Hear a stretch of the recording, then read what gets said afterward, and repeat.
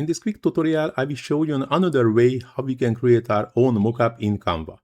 If you find the previous episode as a bit too difficult and this Tortify app is not so user-friendly, so time to time very difficult to find proper corners, proper spots, positions where we have to move the image, I will show you another way how we can really create our own mockups. Then the mockup will insert the image to the right position. But unfortunately, this is not free. This is required a pro subscription in Canva. So as first of all, just the same image to the same position, more or less, and click on Edit.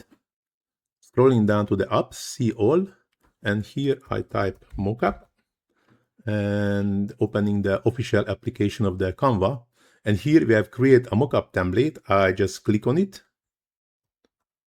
And here we can select what we would like to use.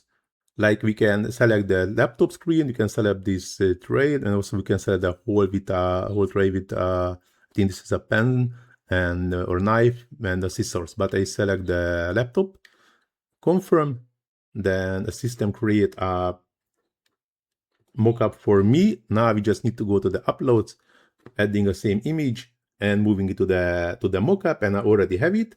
But as you can see, it's not perfect also, so I have to click on edit, and here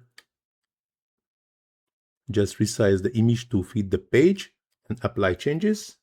And now here we have the more or less a perfect mockup. And yes, as you can see, this is also a perfect way to create our own mockup. So unfortunately, this is not free. This is required a pro subscription, as I mentioned already.